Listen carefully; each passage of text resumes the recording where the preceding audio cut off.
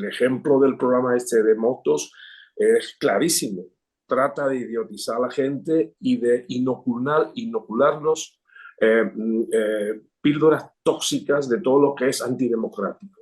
Bueno, y por supuesto la mentira normal y corriente y la mentira burda, que es la gran mentira. Broncano me parece una persona sana, una persona divertida, una persona creativa, una persona leal. El momento en el que vienes con nosotros, cuando te llamo, te pido venir al programa de televisión española, tú dices, se rompe ese vínculo con La Sexta, pero luego intentaron que no vinieras a mi programa. ¿Eso cómo fue? Estamos absolutamente desarmados ante la ofensiva de una parte del Poder Judicial que se ha quitado la toga y se ha puesto la camiseta política e incluso algo peor, se ha puesto la camiseta parda antidemocrática. El panorama lo veo complicado y peligroso porque hay una intromisión y una falta de respeto de la división de poderes. Una parte del Poder Judicial está practicando la juristocracia, que es la negación de las competencias que tiene el Poder Ejecutivo y el Poder Legislativo, y que está pretendiendo hacer política desde su poder judicial, que no es un poder electo y que la única legitimidad que tiene es el respeto a la ley y el respeto a la Constitución.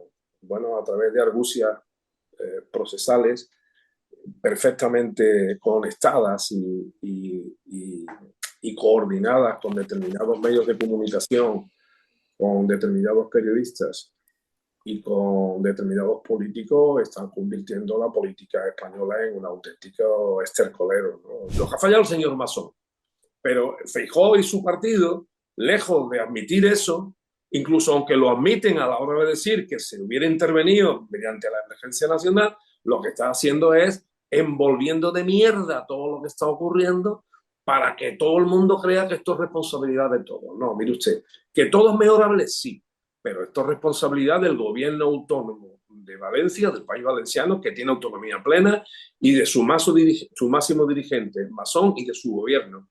Si no admitimos esto, no entendemos la democracia, porque la democracia sin responsabilidad no es viable. Javier Aroca, compadre, ¿qué tal? ¿Cómo está usted? Me alegro mucho de verte. Precisamente hoy aquí he bajado a la calle antes de tomar café y alguien que venían de Valencia me preguntaron por ti. Dice, ¿y Cintora dónde anda? Digo, pues ahora voy a hablar con él, a ver qué... Digo, anda de gira por ahí, anda de gira. No sé si de gira o de misionero de la buena nueva, pero... Bueno, estoy en Asturias ahora. Oye, te quería preguntar, vamos de lleno con la actualidad, ¿vale? Oye, ¿qué te parece todo esto que se está viviendo entre Broncano, Pablo Motos? Mandan ahí a el Vito Quiles ahí a decirle, no se puede, dicen, competir con una privada ahora mismo es atacar a la privada, como si las privadas no, Bueno, esto tiene... fueran monjitas de la caridad. ¿Qué te parece todo esto que se está moviendo? Porque es evidente que al estar ganando a Pablo Motos, esto ya se lo han tomado como un ataque a los intereses de la derecha, así lo veo yo. Yo creo que esto tiene muchas aristas, ¿no? Y por tanto yo te daré algunas de mis opiniones al respecto. Lo primero, me alegro mucho de que Broncano esté triunfando y que triunfe su modelo en detrimento de otros cuyos valores no comparto, ¿no? Porque es bastante obvio que durante mucho tiempo se ha explayado sin competencia en asuntos, no solamente la idiotización también de la gente y del espectáculo, sino con xenofobia, racismo, machismo. Por tanto, yo me alegro mucho de eso, ¿no? Pero también creo que esto es un circo. Esto es un circo en donde nos invitan a todos a participar y la gente participa porque se siente protagonista, ¿no? Si Dante Alighieri hubiera escrito hoy, no escribiría la Divina Comedia, sino escribiría el Divino Circo. La gente se siente partícipe, ¿no? Y piensan que ideológicamente vamos ganando, porque como Broncano vence a Motos, pues dice, vamos ganando, ¿no? Es como el que ve una película porno y dice, hemos follado. Pero no vamos ganando. Otra cosa es que nos alegremos de que a Broncano le vaya bien, de que las audiencias sean maravillosas, pero todo esto al final es un trampantojo que atrapa a la ciudadanía, que se siente partícipe cuando en el fondo es solamente espectador divertido pero yo creo que la democracia es otra cosa y la batalla política es otra cosa en unos tiempos en donde nos estamos enfrentando a retos importantísimos que ponen en cuestión la propia esencia de la democracia. La democracia no es la televisión. La televisión es una herramienta en donde efectivamente se libran determinadas batallas y yo me alegro que esta la vayamos ganando, me incluyo yo. Pero cuidado, hay más cosas y en la política tenemos que espabilarnos porque los retos son gravísimos. ¿Tú ves legítimo atacar un programa que se emite en una cadena privada? Ya te lo he dicho, que sí que es legítimo. Pero o sea, no vuelvas con lo mismo. Que te vayas a tomar por culo. Hombre, yo sí creo que efectivamente se podría hablar mucho. Los medios de comunicación son una parte importante en el discurso político que nos van a contar cuando nos han apartado, pero sí que me parece de todas las aristas que dices tú. El otro día yo comentaba en un vídeo, pues por ejemplo lo que vivimos cuando yo te llamé para participar en el programa de televisión española, cómo era, porque hacía un tiempo que no te llamaban para La Sexta, luego intentaron, bueno, pues ahora igual vienes, pero no te estaban llamando. Es decir, el otro día yo contaba que a raíz de lo que le hicieron al programa de Broncano, de tener ahí a un invitado y que dijeran, no, que no puede entrar porque primero tenía que entrar con nosotros. Yo contaba vetos que he vivido, pues por ejemplo, tú sabes que el hecho de que tú vinieras al programa de televisión española les dolió, les picó mucho, por ejemplo, enfrente. Es decir, se mueven. Hay quien está diciendo, este Vito Quiles se acercaba y decía, no, atacáis a la privada. No, la privada se mueve. Para empezar, esto de la privada es privada, pero cuidado, que es una licencia pública de televisión, no son monjitas de la caridad. Pero luego hay cadenas como esa empresa de comunicación que se mueven porque les molesta la competencia. Eso es así, ¿no, Javier? Es decir, les molesta que haya competencia y no están acostumbrados a que se compita, en este caso en el entretenimiento, pero nos pasó a nosotros cuando hacíamos un programa de política o de actualidad. No les gusta que se compita, quieren tener el monopolio del entretenimiento o de la política, es decir, y eso no puede ser. Bueno, porque durante mucho tiempo las batallas se libraban y se encargaban a mercenarios, ¿no? No digo que ahora no exista, porque lo hemos visto en la guerra de Ucrania y se está viendo también en África, pero en la democracia hay mercenarios de la información. Hay un nuevo ejército Wagner de mercenarios del asalto a la democracia y del asalto a la transparencia y a la libertad de expresión y a la libertad de información. Las empresas privadas en la mayoría de los casos están poseídas por intereses ideológicos, tanto políticos como religiosos como económicos, y evidentemente cuando surge una televisión pública, que es lo que yo defiendo en general, aunque no me opongo que haya privada, obviamente, pero cuando una televisión privada insiste y asume su papel de formar y de educar y de informar a la gente y no hacer convertirlo en unos auténticos idiotas, entonces ese poder se revela y trata por todos los medios, que suelen ser medios sucios, de contaminar primero el ambiente, segundo de polarizarlo y de tercero poner todos los inconvenientes posibles para que la televisión pública asuma su papel, ¿no? Y bueno, están poseídas a través de sus consejos de administración por partidos, digo las públicas, por partidos políticos. Por eso cuando tú iniciaste aquel proyecto en el que yo tuve el honor de participar, con una composición distinta y probablemente con otra conciencia política también, entre otros en el gobierno, sufrió todas las diatribas. ¿Por qué? Porque venías a romper un statu quo muy concreto en donde se hablaba de todo desde el pluralismo y fundamentalmente se defendía la democracia sin suciedad. Yo no estoy en contra de la contraposición de opiniones, de intereses o de ideología, no estoy en contra. Lo que sí digo que tiene que ser con limpieza y tiene que ser con respeto. Y sobre todo quiero decir que las televisiones públicas, en este caso no solamente la española, sino en todas las comunidades autónomas, tienen que cumplir con su papel y no lo están cumpliendo habitualmente. Y claro, si no lo cumplen, estamos en manos de las privadas. Y si estamos en manos de las privadas, estamos perdidos, porque el ejemplo del programa este de motos es clarísimo.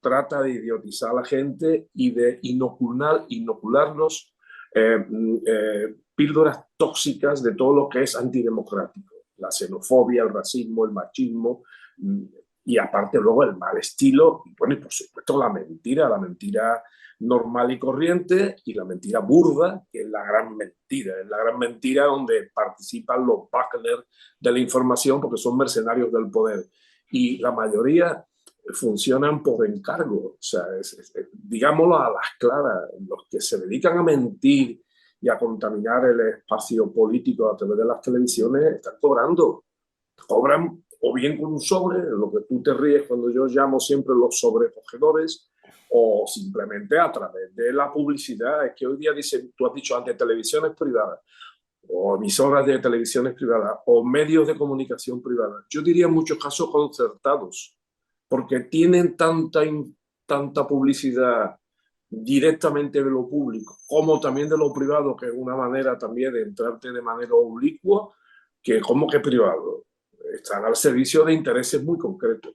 Nos boicotearon un invitado estando ya allí, que ellos implícitamente lo están reconociendo, que efectivamente que presionaron para que no saliesen en el programa ese día. Nos acusan de polarizarlo y de politizarlo, pero a su vez son ellos los que hablan de política. O sea, el otro día Pablo acabó diciendo que esto era una cortina de humo de Pedro Sánchez y tal, y ahora como, joder, no os podéis quejar de politizar una cosa que estáis politizando vosotros. O sea, yo he politizado cero. Creo que la gente lleva 2 meses y medio viendo que el programa no es ningún panfleto político ni ninguna soflama ideológica, es un programa de comedia en el que se habla de muchas cosas, se habla de unos partidos, de otros y tal. Javier, porque por recordar, yo lo que ocurrió cuando te llamé para el programa de Televisión Española, yo creo que va en la línea de lo que hemos visto ahora cuando se intenta plantear una competencia determinada con Broncano, que ahora te preguntaré qué te parece Broncano también. A mí me parece una persona joven, con talento, y eso molesta.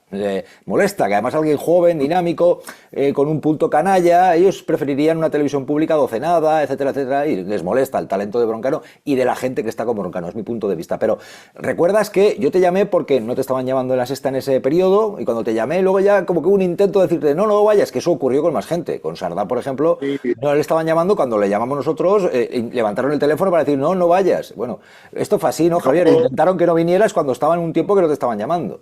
Eso es cierto, y yo debo de decir que tanto tú particularmente como la radio y televisión pública se comportaron conmigo de una manera exquisita, porque yo recuerdo que la primera llamada yo tenía un contrato todavía con esa cadena, con La Sexta, y yo dije, mira, yo mientras que tenga contrato no voy a tomar ninguna decisión. Y bueno, el contrato expiró, no me llamaron, ni siquiera cumplieron los 15 días esos que hay que avisarte previamente, y entonces yo llegué a un acuerdo con Televisión Española y contigo. Y cuando aquello se supo, evidentemente, pues intentaron convencerme de alguna manera, lo diré así, de que no fuera el programa, de que me quedara todavía en La Sexta en otras condiciones de las que yo estaba. Yo dije que no, porque no me parecía razonable. Y además te diré otra cosa, ya que has mencionado a una persona. Hombre, yo cuando aquello llegó, a la medida en que yo estaba en otra carrera, yo también me interesé, ¿no? Porque a mí me preocupó mucho que incluso desde antes de que empezara el programa, cuando ya estaban haciéndose promociones, ya estaban determinados medios de comunicación y determinados periodistas en contra del programa, lo cual me llamó muchísimo la atención. Del nuestro. Sí, del tuyo, claro. Y yo llamé a algunos compañeros, oye, me he enterado de que tú vas al programa. ¿Y qué tal? Me dice, sí, iba ahí, pero ya no voy. En fin, que hubo presiones para que muchos de los que fuimos llamados por Radio y Televisión Española no fuéramos a aquel programa, y eso es cierto, pero bueno, es que eso yo lo he visto también en otros, en fin, en otros Pero es que esto es bueno contarlo, Javier, ¿sabes? Porque ahora mismo lo que ha ocurrido con Broncano y lo que va a ocurrir, porque van a intentar presionarle todo lo que puedan, porque como está ganando, pero esto lo vivimos, es decir, al final es un programa, digamos, comunicación, ¿qué pasa? ¿Que no tenemos derecho a trabajar o qué? Y tú lo has dicho, antes de empezar, hubo presiones y hubo bulos muy fuertes en los medios de comunicación, mintiendo sobre lo que yo cobraba, algo parecido. A Broncano le atribuyen que cobra todo el presupuesto del programa, ¿no? Una cosa que cobra el presentador. Es que luego eso sí lo vivimos, es decir, el hecho de las presiones incluso antes de empezar, ¿no? No, y después no se portaron bien determinados actores, concretamente el propio presidente entonces del Consejo, pues se portó mal, porque no solamente habló mal del programa, sino que, bueno, prácticamente nos ninguneó. Bueno, forma parte de una política que hay de confrontación, en donde los medios de comunicación están muy peleados, y los líderes de esos medios de comunicación o de esos programas que son molestos son un inconveniente muy serio. En el caso tuyo, que también lo padeciste, por cierto, cuando estuviste en la 4, no solamente cuando estuviste en Televisión Española, ¿no? Eso ocurre. A mí, por eso antes, cuando me preguntabas por Broncano y decía que era un circo, también acuso, dentro de los prismas que tiene todo este asunto, mucho postureo, ¿no?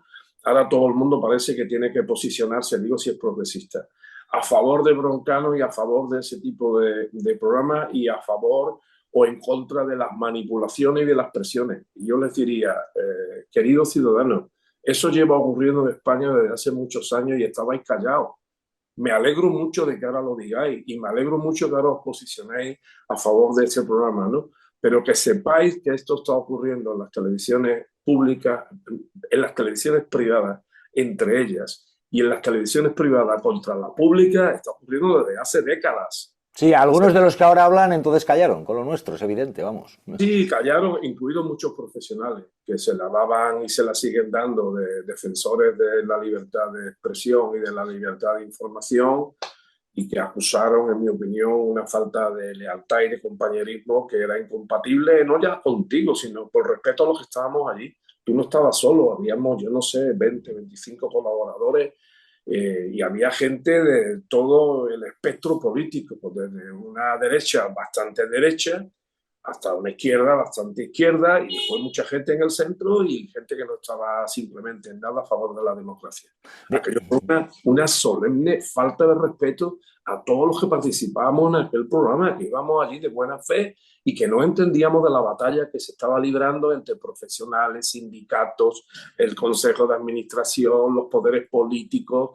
Fue una auténtica putada lo que ocurrió allí. Y yo espero que hayamos aprendido, ¿no? Todos, ¿no? Porque de verdad que la democracia, sin una información libre y sin una formación, porque no solamente informar te pueden informar, la gente te llegan todos los días 1000 noticias, pero la información cuantitativa, es decir, una tras otra, una tras otra, una tras otra, eso al final no aclara nada muchas veces. Lo que interesa también es formar a la gente, explicarle lo que ocurre, no caer en las mentiras y en los bulos. Es que aquí se sigue mintiendo, Jesús. Se sigue mintiendo y se sigue negando que se miente, que es lo peor. Y hay periódicos y periodistas que están mintiendo todavía diariamente y que se permiten y tienen la desfachatez de ir a tertulias y programas a hablar de desinformación y hablar de bulos, cuando algunos medios llevan mintiendo desde hace décadas. Voy a poner un ejemplo que ha ocurrido recientemente con ocasión de una tertulia de la pública precisamente, en donde se acusaba con razón de que el mundo miente, cuenta bulos, y sobre esos bulos y esas mentiras van luego a este programa de Pablo Motos, y sobre todo eso que ocurre, siempre hay un juez o una jueza que coge todo ese material y lo convierte en una causa, casi siempre contra representantes gubernamentales o no gubernamentales de fuerzas de progreso democrática. Y eso es lo que está ocurriendo. Pero claro, a mí me sorprende muchísimo que haya ahora periodistas de ambos géneros que se quieran vestir de limpio cuando han participado activamente en la mentira pagada y la mentira cotidiana de este país. Y además ocurre una cosa muy curiosa, desde estos periodistas tan sensatos y tan sesudos y tan libres, ¿no? No, esas son las redes sociales. ¿Cómo que las redes sociales?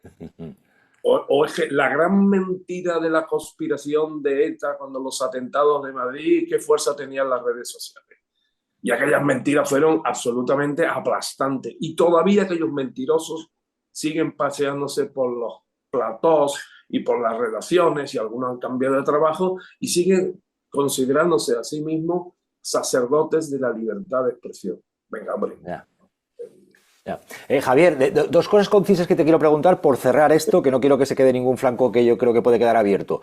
Una, sí. Más allá de, oye, decir, pues puede ser un circo, lo del formato de entretenimiento, lo de Broncano y demás, a ti, él como profesional, ¿qué te parece? Él no oculta que él no hace información, que él no hace periodismo, él hace entretenimiento.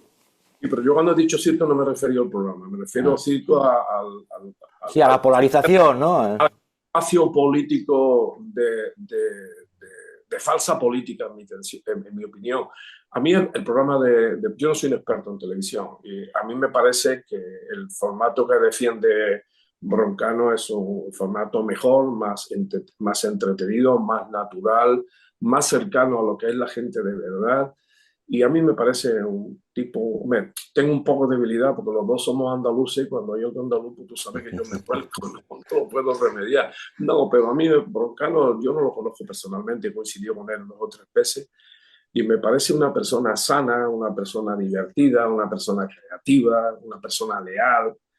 Bueno, yo le deseo todo lo mejor, y deseo que no sea esto una novedad ni una novelería, sino que la gente, los que participan en ese circo global, estén ahí de verdad y digan, efectivamente, este es el modelo de televisión que a mí me gusta, y al mismo tiempo milito en la libertad de información y de expresión y de texto, esos programas donde se defienden valores que no son valores democráticos. No voy a decir ni de izquierda ni de derecha, simplemente valores democráticos.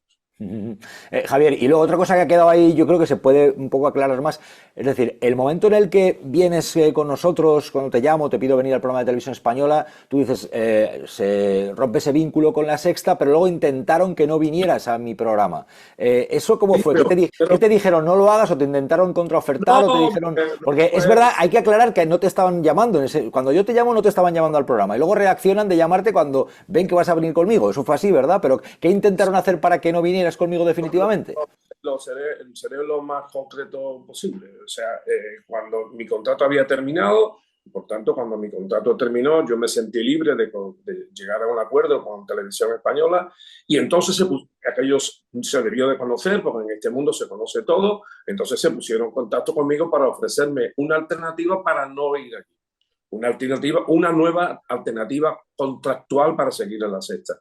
Pero claro, la alternativa era tal que ya, hombre, cualquiera se da cuenta, pero una persona con mi edad se da cuenta antes. No por nada, sino porque uno tiene ya mucha experiencia. La propuesta, que era una propuesta, pues yo diría que incluso hasta humillante, lo que pretendía era que, bueno, que yo siguiera teniendo los vínculos con aquella cadena para no ir al programa de Radio Televisión Española que tú presentabas. Así fue de claro.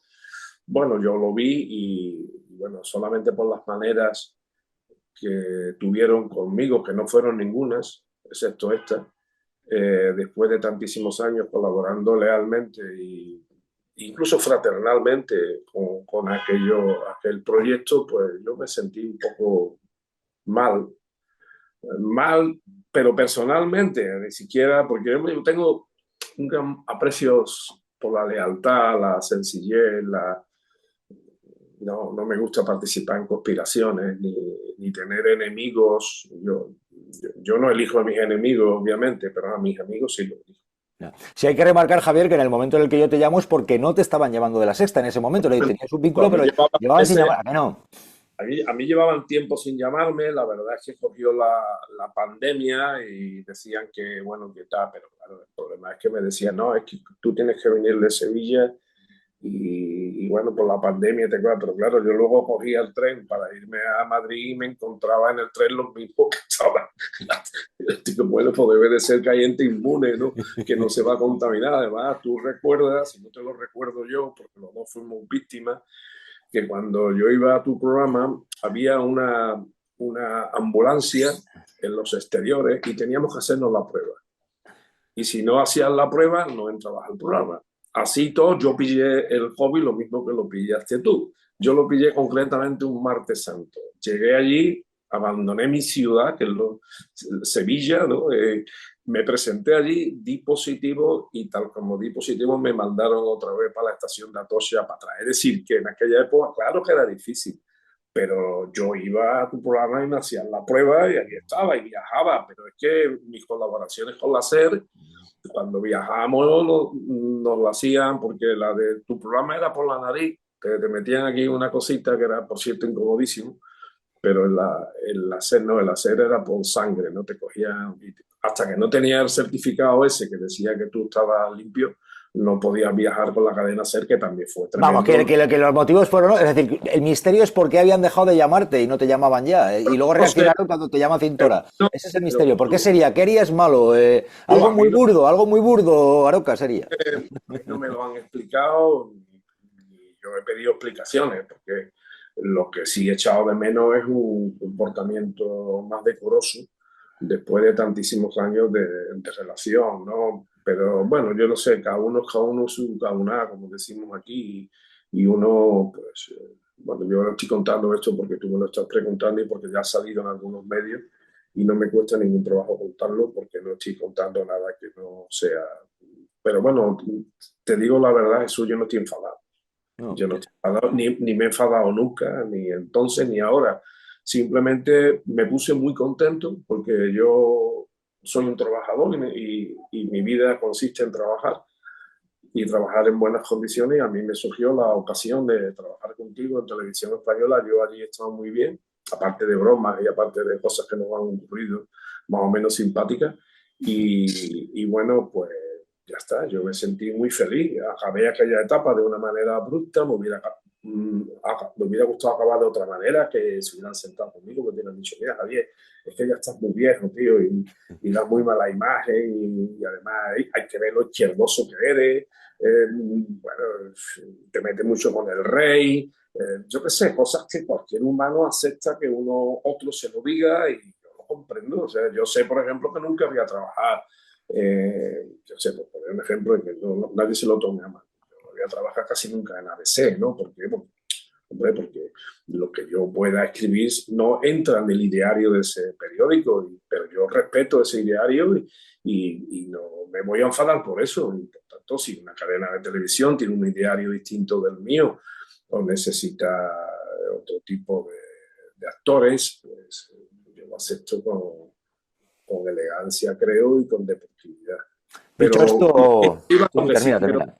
Yo no me fui enfadado ni muchísimo menos, y lo que sí estuve muy contento de haber trabajado allí contigo, Televisión Española, en donde tuve la suerte de compartir y de conocer a algunos compañeros, algunos muy distantes ideológicamente de mí, pero con los que lo pasé muy bien y fui muy feliz y nos divertimos muchísimo, la verdad. Y creo que hicimos una buena televisión, a pesar de que aquel insigne director del presidente del Consejo de Administración hablase tan mal de nosotros cada vez que tuvo ocasión. No lo sé, nunca lo ha explicado, pero espero que le vaya muy bien y que le ilumine la vida mejor que le iluminó durante el tiempo que fue presidente de aquel Consejo de Administración. Bueno, pero luego ya hace bastante tiempo que ya no está y yo sigo igual, ¿eh? Dicho, yo sigo absolutamente igual y ese torneo hace mucho que no está. Yo debí de hacer algo malísimo porque el torneo hace mucho que no está. Seguramente, pero los que somos malos siempre tenemos alguna maldad por ahí inconfesable, tú sabrás lo que sí. Claro. Debe ser la cuenta en Suiza, que a ver si me dicen dónde está por lo menos para gastármela. Pero es evidente que esto, oye, fue una injusticia brutal. Ojalá termine, ¿no? Pero es una injusticia brutal. Dicho esto, seguimos con cosas como esta y yo tan feliz. Salud que haya. Lo bueno de Televisión Española es que cualquiera que quiera, de buena fe, sabe lo que ganamos todos. Porque eso es público y transparente. Eso no, ahí no se puede engañar. Vamos, supongo yo, ¿no? Y todos llegarán al convencimiento de que no nos hemos hecho millonarios, ni muchísimo menos. Incluso algunos a veces, ya he contado esa anécdota del día que fui a Madrid a hacer el programa de dispositivo y me volvieron a casa, ese día no lo cobré. Tú no tienes la culpa, ¿eh? Pero bueno, me pagaron. O sea pero bueno, en las televisiones privadas cualquiera sabe, ¿no? Yo veo, no sé, incluso veo políticos en activo que supongo que no cobrarán, porque... de todo hay, políticos y expolíticos que cobran y muy bien. Según la ley de incompatibilidades, y las incompatibilidades, una persona que cobra un salario público, en este caso en el Parlamento, o sea, en cualquiera de sus cámaras, o en el gobierno, no debería de cobrar. Ahora sí cobra, yo no lo sé. No, es que tú has hablado de político, que también sería otro concepto de hablar. ¿Quién es político? ¿Quién ha dejado de serlo? ¿Quién dice que sigue siéndolo? Pero bueno. Me refiero a político con responsabilidades gubernamentales o representativas. Ya, pero vamos, político. Que estén en el gobierno o que estén ocupando una silla curul en el Congreso, en el Senado o en cualquier cámara autonómica. Me refiero a eso, ¿no? Bueno, dicho esto, que se ha abierto todo el tema mediático con el tema de Broncano y Pablo Motos, y me parecía oportuno recordar lo que nos hicieron, porque ahí sigue y honestamente hecho está, y fue una injusticia muy grande que no se ha resarcido ni muchísimo menos, y ahora que algunos hablan, recordar también lo que se hizo en su momento y callaron, ¿no? Pero bueno, ya está, yo toda la suerte del mundo a Broncano. ¿Cómo ves lo que está ocurriendo, Javier Aroca, en este territorio ahora mismo en el que parece que la política se está jugando más en los tribunales, tenemos ahí, bueno, la división de Lobato, que ha caído antes que, por cierto, que Ayuso o su compañero sentimental. Ahora está el panorama como está, con todo también lo de Sánchez, del hermano, Begoña Gómez, lo que está ocurriendo también en torno al fiscal general del Estado. ¿Cómo ves el panorama político-judicial?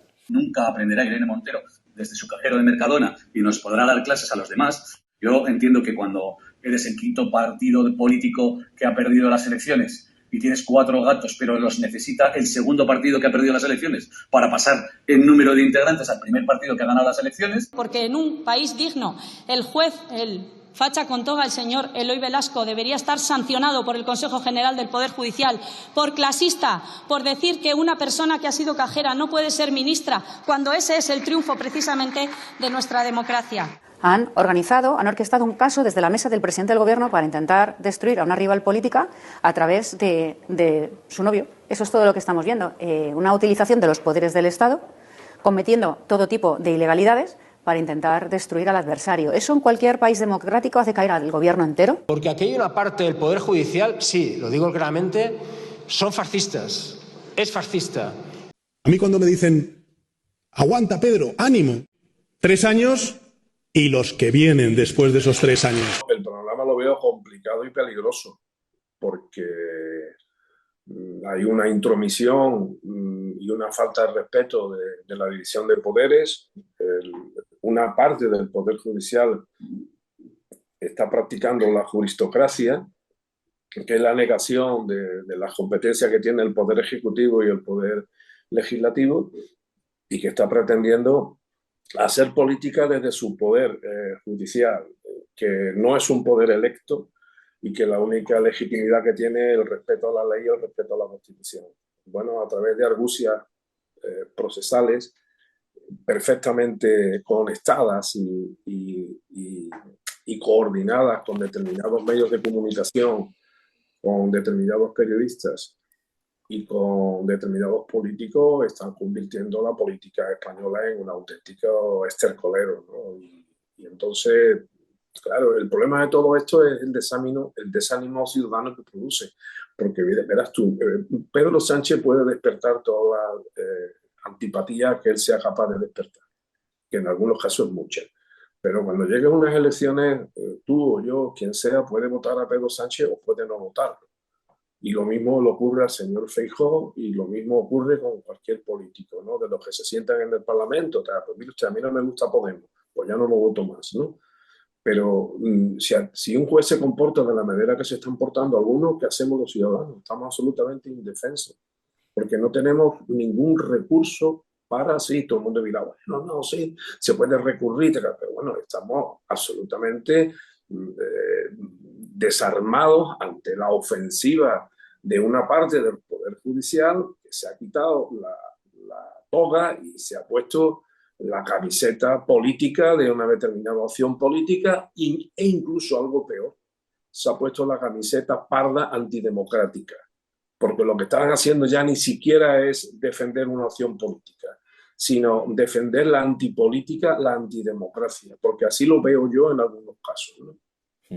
Si tuvieras que explicarle a alguien que en España se sabe que el compañero sentimental de Ayuso no pagaba a Hacienda lo que era debido, que Miguel Ángel Rodríguez se pone a atacar muy gravemente a medios de comunicación y al final cae antes Lobato que Ayuso o Miguel Ángel Rodríguez, ¿cómo explicarías a qué crees que se debe esto?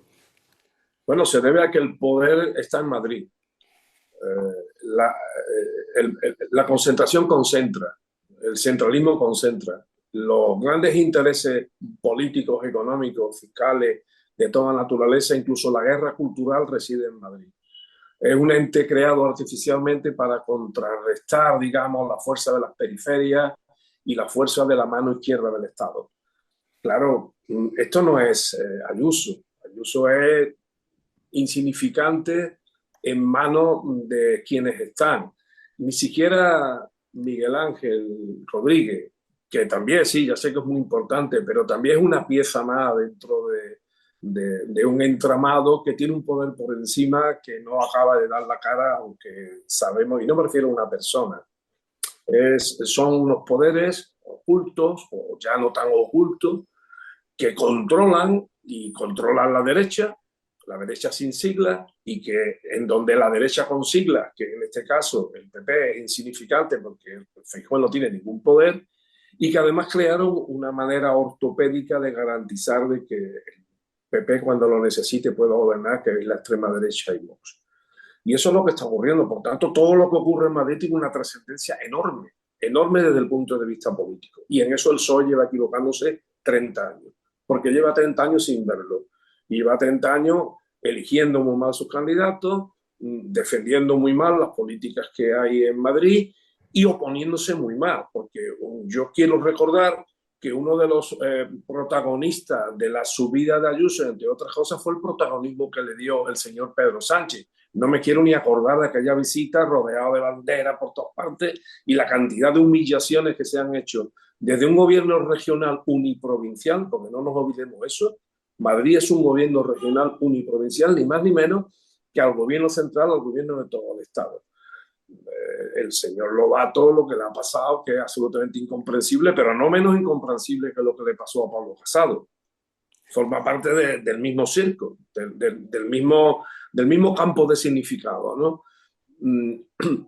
Lo que está pasando es que el poder se resiste a aceptar las reglas de la democracia y no tiene paciencia.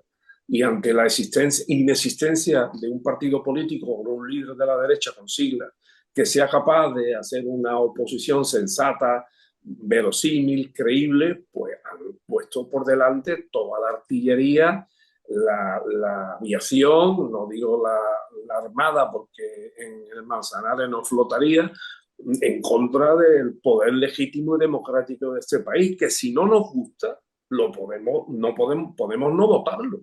Pero el problema no es ese, el problema es lo que está ocurriendo, ¿no? Estoy preocupado con, digamos, la reacción / linchamiento que ha habido por parte de algunos dirigentes de mi partido. Y bueno, Lobato era un cadáver político ya, porque los que lo ponen ya sabían que se habían equivocado, como se han equivocado en los últimos años en todos los candidatos que han tenido. Pero han fallado en las formas, porque tendrían que haberlo hablado con él, no sé si lo habían hablado, y haber llegado al acuerdo razonable y haber efectivamente llegado a la conclusión de que un candidato distinto era mejor para los intereses del Partido Socialista. Pero un problema general. Estos días se va a celebrar en Sevilla, ya lo sabéis, el Congreso Nacional Federal del Partido Socialista. No se dice, pero en el fondo hay un trasunto también territorial. Ya Pedro Sánchez, cuando llegó al principio, dijo: yo voy a arreglar los problemas territoriales. Bueno, no solamente no lo ha arreglado, sino que uno de los problemas fundamentales que tiene el Partido Socialista es su oposición territorial y la oposición de su nobleza orgánica, presidida, entre otras cosas, por su monarca, que en este caso es Felipe González. Eso no lo arregla. Y mientras que no arreglen eso, el Partido Socialista es un partido, lo que pasa es que tiene una capacidad de flotamiento y de serendipia de cuestiones que le ocurren a Pedro Sánchez que les beneficia. Pero un partido que está gobernando en las condiciones que está gobernando y haciendo cosas muy importantes y muy positivas para España, que tiene que enfrentarse a su propio partido y a la nobleza orgánica de su propio partido, eso lo tiene que arreglar Pedro Sánchez y el Partido Socialista. No pueden seguir más tiempo así. Claro, cada cosa que han hecho, han pacificado Cataluña, incluido con un gobierno progresista. Han traído la normalidad también a las relaciones con el País Vasco. En Europa es un auténtico paseo triunfal la presencia del gobierno y del Estado español por extensión. Bueno, hay muchos temas pendientes. Evidentemente el PSOE ya sabemos cómo es y su capacidad también de incumplimiento y de acobardarse contra los poderes, frente a los poderes fácticos españoles. Pero, hombre, es un gobierno que está dando unas ciertas prestaciones. Pero vuelvo a insistir, mientras que no arregle sus problemas de liderazgo territoriales, bien desde el punto de vista electoral o bien desde el punto de vista de la oposición interna, mientras que no arregle sus relaciones con su nobleza orgánica, Felipe González y otros parecidos, lo va a tener muy difícil. Es que decía Pedro Sánchez que no podía dormir con Podemos. Yo creo que con quien no podría dormir sería con Paje, Lambán, Felipe González, Leguina y toda esta gente que se dice socialista, pero que, bueno, no sé si admitirían o aprobarían en un examen de un tribunal imparcial sobre su idea, sobre la lealtad, sobre el respeto a las mayorías y el respeto a su propio partido. Javier, La Dana, Valencia, lo que se está viviendo. Ha pasado un mes, te quiero preguntar de forma concisa el tiempo que nos queda, 3 minutos para que me digas lo que se está viendo por el manejo de dinero para los contratos. Mazón, que ahí sigue. Al mismo tiempo, hay un teniente general como vicepresidente para la reconstrucción, que por cierto 92.000 euros, se quita el tope de subida salarial en este contexto. Bueno, ¿cómo lo ves? Una valoración. Sí, hombre, no, yo lo que creo es que cualquier funcionario que cobra de otra administración que pueda incorporarse a la administración valenciana, pues que no tenga un menoscabo en su nivel retributivo. Creo que es de justicia y además nos ayuda, como también tienen otras administraciones, a poder contar con los mejores. Muchas gracias. Me han pedido que gestione adecuadamente esos presupuestos.